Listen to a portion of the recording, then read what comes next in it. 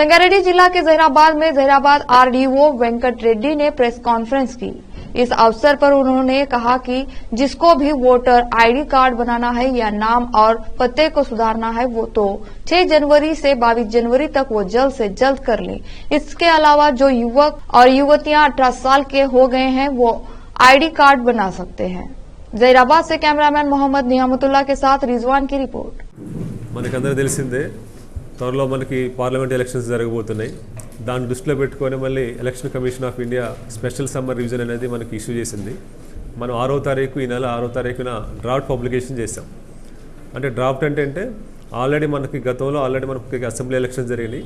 అందులో వచ్చినటువంటి mother role కానీ అందులో సప్లిమెంటరీ అన్ని కలిపి ఒక ఇంటిగ్రేటెడ్ రోల్గా మనం డ్రాఫ్ట్ పబ్లికేషన్ చేసాం 6వ తారీఖు। Yes special summer revision start అయింది।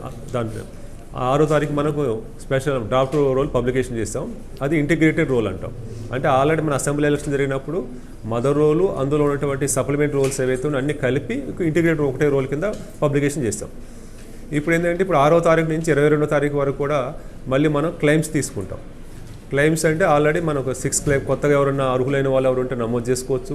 ఏదైనా డెత్ కానీ పర్మనెంట్ షిఫ్ట్ ఉంటే అవి మనం తీసేయటం కానీ మన ఓటర్ లిస్టులో ఏమైనా కరెక్షన్స్ ఉంటే చేసుకోవడం కానీ ఏదన్నా ఒకే నియోజకవర్గంలో ఒక పిఎస్ నుంచి ఒక పిఎస్కి కానీ మన కాన్స్టిట్యూన్సీ నుంచి వేరే కాన్స్టిట్యూన్సీ కానీ ఎక్కడైనా వాళ్ళు ఎవరన్నా కానీ షిఫ్టింగ్ అయితే ఫామ్ 8 ద్వారా వాళ్ళు చేసుకోవచ్చు అనమాట। అంటే దీన్ని మనకు చాలామందికి అనుకుంటాం మొన్నగా మనకి ఎలక్షన్ జరిగింది ఇంకే కొత్త క్లెయిమ్స్ ఏముంటాయి అనుకోవచ్చు। అయితే ఏంటంటే మనకి అసెంబ్లీ ఎలక్షన్ జరిగినప్పుడు మన తెలంగాణతో పాటు 5 రాష్ట్రాలకు ఎలక్షన్ జరిగింది। అప్పుడు మనకి కట్ ఆఫ్ డేట్ వచ్చేసి 1/10/23 ఇచ్చారు। అంటే 1/10/23 వరకు ఎవరైతే అర్హులు ఉన్నారో వాళ్ళందరూ కూడా మనం క్లెయిమ్స్ తీసుకున్నాం। అవి last date of filing of nomination అంటే ఆల్మోస్ట్ మనకి నవంబర్ 10 తారీఖు వరకు క్లెయిమ్స్ తీసుకొని వాటి అన్నిటి కూడా మనం అప్రూవ్ చేయడం జరిగింది। అయితే 1/10 మన లాస్ట్ డేట్ ఆఫ్ నామినేషన్ వరకు తీసుకున్న అప్లికేషన్స్లో మనకి 10 రోజులు మనకి టైం ఇస్తారు మనకి ప్రాసెస్ కోసం। ఈ మనకు సైట్ ఉంది కాబట్టి ఆ 10 రోజుల్లో కూడా కొత్త అప్లికేషన్లు కొన్ని వచ్చినాయి। ఆ అప్లికేషన్స్ అలాగే దాంతోపాటుగా మనం కొత్తగా ప్రాస్పెక్టివ్ ఓటర్స్ కొంతమంది తీసుకున్నాం। అంటే ఆల్రెడీ 1/1/24 ఎవరికైతే 18 సంవత్సరాల నిండి ఓటర్కి వస్తుందో వాళ్ళకి ముందుగానే ఈసారి ఎలక్షన్ కమిషన్ తీసుకుంది। 3 నెలలకు ఒకసారి ఏప్రిల్ 1, జూలై 1, అక్టోబర్ 1 అని 3 స్పెల్స్ తీసుకుంది। అంటే వాళ్ళు 17 ఇయర్సే ఉన్నారు అప్పటికి। 1/1/24 మాత్రమే వాళ్ళు 18 సంవత్సరాలు నిండుతాయి। వాళ్ళకు కూడా మనం క్లెయిమ్స్ తీసుకున్నాం। ఆ క్లెయిమ్స్ ప్లస్ ఈ ప్రాస్పెక్టివ్ ఓటర్స్ ఆల్రెడీ 1/10 తర్వాత మనకు వచ్చినట్టు కొత్త క్లెయిమ్స్ అవి ఆల్రెడీ మనకి మన దగ్గర అప్లై చేసే ఉన్నాయి। ఆల్రెడీ మనకి ఆన్లైన్లో మనకి సైట్లో ఉన్నాయి, జియో లాగిన్లో ఉన్నాయి। వాటితో పాటుగా మనకి 1/10/23 తర్వాత ఎవరైతే ఎలిజిబుల్ ఓటర్స్ ఉన్నారో అంటే ఆల్మోస్ట్ అక్టోబర్ నెల, నవంబర్ నెల, డిసెంబర్ నెల ఈ 3 నెలల్లో ఎవరైతే అర్హత వస్తుందో వాళ్ళందరూ కూడా మళ్ళీ అప్లై చేసుకోవడానికి అవకాశం ఉందన్నమాట। అందుకనే మనకి స్పెషల్ సమ్మర్ రివిజన్ అనేది ఇవ్వడం జరిగింది। దీన్ని ఏంటంటే మనకి ఏంటంటే గతంలో ఎలక్షన్ జరిగింది ఇంకా మళ్ళీ కొత్తగా ఓటర్ నమోదు అనేది కొంత ప్రాధాన్యత లేకుండా ఉన్నది, ఎక్కువ ప్రచారం జరగట్లేదు కాబట్టి మీ ద్వారా ఏంటంటే అందరూ కూడా నేను విజ్ఞప్తి చేద్దాం ఉద్దేశంతో నేను మీతో ఒకసారి మాట్లాడడానికి అలా మిమ్మల్ని అందరూ రమ్మడం జరిగిందనమాట। అంటే మనం ఏంటంటే తప్పనిసరిగా మళ్ళీ ఎవరైతే అర్హులైన వాళ్ళు ఎవరైనా ఉంటే 18 సంవత్సరాలు నిండిన వాళ్ళు కానీ అంటే ఎస్పెషల్లీ 18 సంవత్సరాల నుంచి ఒక 20 సంవత్సరాలు నిండిన వారు మాత్రమే మనం కొత్త ఓట్లు నమోదు చేస్తాం। మనం 20 సంవత్సరాలు 20+ వాళ్ళకి కొత్త ఓట్లు 6 కింద ఫామ్ 6 కింద మనం పెద్దగా ఎంకరేజ్ చేయం।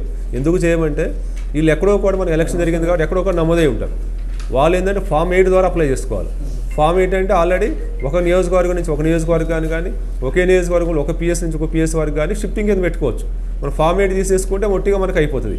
లేదనుకోండి ఆల్రెడీ ఇక్కడ అతను వేరే నియోజకవర్గంలో ఒక ఫర్ ఎగ్జాంపుల్ సంగారెడ్డిలో అతను ఓటు ఉంది, అతనికి మళ్ళీ వచ్చే ఇతర మన దగ్గర అప్లై చేసుకుంటే అక్కడ ఓటు ఉంటుంది, ఇక్కడ డబుల్ ఓట్లు అయిపోతుంది। ప్లస్ ఇంకోటి ఏమున్నదంటే రాబోయే కాలంలో మనకి లోకల్ బాడీ ఎలక్షన్ జరిగే అవకాశం ఉంది। లోకల్ బాడీ ఎలక్షన్స్ కోసం కూడా చాలామంది ఏంటంటే టౌన్లో ఉన్న వాళ్ళు మళ్ళీ ఇక్కడ అప్లై చేసుకున్నారు కంటెస్టింగ్ కోసం దేనికి వాళ్ళ ఉద్దేశంతో, వాళ్ళ ఇల్లులు పొలాలు ఉన్న ఉద్దేశంతో। కాబట్టి వాళ్ళు ఏంటంటే ఫామ్ 8 మాత్రం అప్లై చేసుకోవాలి వాళ్ళంటి వాళ్ళు, అంతే తప్ప ఫామ్ 6 అప్లై చేసుకోకూడదు। ఫామ్ 6 అప్లై చేసుకుంటే ఇక్కడ మనకు కొత్త ఓటు ఇచ్చినట్లయితే అక్కడ ఓటు ఏమైంది అక్కడ ఓటు ఒక ఓటు ఉంటుంది, ఇక్కడ ఓటు ఉంటుంది। రేపు ఏదైనా డూప్లికేట్ ఓట్లు అయితేనే రేపు ఏంటంటే ఓటర్ లిస్ట్ మనకి ఏ ఓటర్ లిస్ట్ అయినా సరే డూప్లికేట్ కానీ డెత్ కానీ లేకుండా ఎలిజిబుల్ అందరూ కూడా ఓటర్ లిస్టులో ఉన్న ఓటర్ లిస్టే మనం హెల్తీ ఓటర్ లిస్ట్ అంటాం। కాబట్టి అలాంటి హెల్తీ ఓటర్ లిస్ట్తోనే మనం ఎలక్షన్కి పోవాలి కాబట్టి అలాంటి వాళ్ళు ఎవరు ఉన్నట్లయితే తప్పనిసరిగా ఫామ్ 8 ద్వారా మాత్రం అలా అప్లై చేసుకోవాలి। ఇది మనకి 6వ తారీఖు డ్రాఫ్ట్ పబ్లికేషన్ అయింది। 6వ తారీఖు నుంచి 22వ తారీఖు వరకు కూడా వాళ్ళు అప్లై చేసుకోవచ్చు। ఈ నెల 22 వరకు అప్లై చేసుకోవచ్చు। 2వ తారీఖు వరకు మాకు టైం ఇచ్చారు। 2వ తారీఖు వరకే మేము దాన్ని డిస్పోజ్ అయిన టైం ఇచ్చారు. 8వ తారీఖు వచ్చేసి ఫిబ్రవరి 8వ తారీఖు వచ్చేసి ఫైనల్ పబ్లికేషన్ ఉంటుంది. వన్స్ ఫిబ్రవరి 8వ తారీఖు ఫైనల్ పబ్లికేషన్ వచ్చిందంటే ఇక మనం ఎన్నికలకు సిద్ధంగా ఉన్నట్టు లెక్క. ఇక ఎలక్షన్ కమిషన్ ఏ టైం అయినా సరే మళ్ళీ షెడ్యూల్ అనౌన్స్ చేసే అవకాశం ఉంటుంది అనమాట. ఎస్ మళ్ళీ మనకి ఎలక్షన్ కమిషన్ ఆఫ్ ఇండియా ఈ నెల 20-21 తారీఖు 2 రోజుల్లో వచ్చేసి స్పెషల్ క్యాంపెయిన్ డేస్ అనేది మనకి అనౌన్స్ చేసింది. 20-21 2 రోజులు అంటే శనివారం ఆదివారం 2 రోజులు వచ్చినాయి. ఆ 2 రోజులు తప్పనిసరిగా మన బిఎల్ఓస్ అందరూ కూడా వాళ్ళ రెస్పెక్టివ్ పోలింగ్ స్టేషన్లో కూర్చుంటారు. అక్కడ క్లెయిమ్స్ అన్నీ కూడా తీసుకుంటారు. 6 కానీ 7 కానీ 8 కానీ ఏవైనా సరే క్లెయిమ్స్ తీసుకుంటారు. అలాగే ఈసారి ఏంటంటే ఏదైనా సరే బిఎల్ఓ యాప్ ద్వారా మాత్రం నమోదు ఉంటుంది. బిఎల్ఓ యాప్లో ఆల్రెడీ బిఎల్ఓ తీసుకున్నా సరే ఫిజికల్ క్లెయిమ్ తీసుకున్నా సరే మళ్ళీ బిఎల్ఓ యాప్లోనే ఆన్లైన్లో అప్లై చేస్తారు. అట్లా లేకపోతే ఏమైందంటే మనకి డూప్లికేషన్ వస్తున్నాయి ఈ మధ్య. ఆల్రెడీ ఆన్లైన్లో మళ్ళీ ఇయర్ ఎట్లా అప్లై చేస్తున్నారు, మళ్ళీ బిఎల్ఓ దగ్గర చేస్తున్నప్పుడు ఒకటి యాక్సెప్ట్ అవుతుంది, ఇంకోటి యాక్సెప్ట్ కావట్లేదు. అట్లా టెక్నికల్ కూడా మన ప్రాబ్లం ఇబ్బంది వస్తుంది. కాబట్టి ఏవైనా సరే ఏదైనా బిఎల్ఓ యాప్లోనే అన్నిటి కూడా మనం లాస్ట్ టైం అదే చేసిన వాళ్ళ అసెంబ్లీ ఎలక్షన్ అప్పుడు ఈ డూప్లికేషన్ సమస్య లేకుండా ఈసారి కూడా అలాగనే ప్లాన్ చేస్తున్నాం.